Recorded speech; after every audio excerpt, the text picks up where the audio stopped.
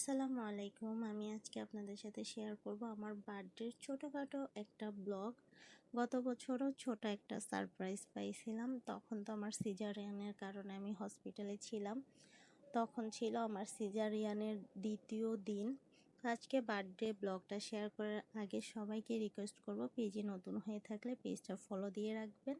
ভিডিওটা ভালো লেগে থাকলে অবশ্যই একটা লাইক আর কমেন্ট করে দিবেন, শেয়ার করতে ভুলবেন না। তো এই তো আজকে আমাকে নিয়ে আসছে, বার্থডের জন্য ট্রিট দিচ্ছে আমার হাজব্যান্ড আমাকে। আসলে আমার বার্থডে কখনোই তেমনভাবে করা হয় নাই। বিয়ের পরে আমার হাজব্যান্ড ছোটোখাটো সারপ্রাইজ দেওয়ার চেষ্টা করে মন ভালো। তোরও সেম হয়েছিল, তখন যেহেতু হসপিটালে ছিলাম তখন ছোট্ট একটা কেক আর ফুল নিয়ে আসছিল। যেহেতু অসুস্থ ছিলাম তাও এই মানুষটা মনে রাখছে। আর এই মাসের 10 তারিখে কিন্তু আমার মেয়ের বার্থডে গেছে। এখনও আমি জানি না যে আমার বার্থডে ব্লগটা আগে শেয়ার করব নাকি আমার মেয়েরটা। তো আজকে ভয়েস দিয়ে রাখতেছি, জানি না কখন আপলোড দিব। আজকে আমার বার্থডে সেলিব্রেশন করার জন্য আমাকে নিয়ে আসছে পিৎজা বার্গে। ওদের ডেকোরেশন কিন্তু অনেক বেশি জোস ছিল। এটা ছিল ফটো সেকশন, যেখানে সবাই অনেক বেশি পিকচার তুলতেছিল আর অনেক রাশ থাকে ওদের এই ব্রাঞ্চে। কারণ হচ্ছে চট্টগ্রামে নাকি বেস্ট পিৎজার রেস্টুরেন্ট এইটা।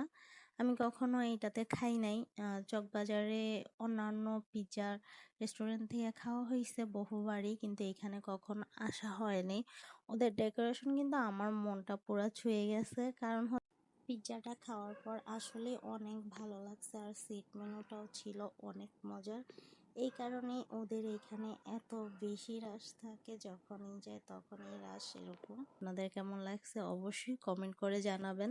তো এইখানে হচ্ছে যে আমরা খাবার অর্ডার দিতেছিলাম, আর আমার হাতে যে জিনিসটা দেখতেছেন এটা হচ্ছে যখন আমাদের খাবার রেডি হবে একটা নাকি ভাইব্রেশন হবে, তখন বুঝতে হবে আমাদের খাবার রেডি হয়েছে, খাবার গিয়ে নিয়ে আসতে হবে।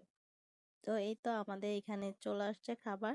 এটা ছিল একটা সেট মেনু, পিৎজাও ছিল আর হচ্ছে কোল্ড ড্রিঙ্কস আলাদা অর্ডার দিছে মেবি, আমি শিওর মনে করতে পারতেছি না। এখানে ছিল আমাদের সেট মেনুটাতে ছিল হচ্ছে ফ্রাইড রাইস, চিকেন ললিপপ আর চিকেন ভেজিটেবল, সাথে সসও ছিল। আর এখানে আমি দুষ্টামি করতেছিলাম রিলস বানানোর জন্য, তো খেয়ে নিচ্ছিলাম। আজকের ব্লগটি এই পর্যন্তই। ভালো লেগে থাকলে লাইক কমেন্ট শেয়ার দিবেন আর পেজটা অবশ্যই ফলো দিবেন।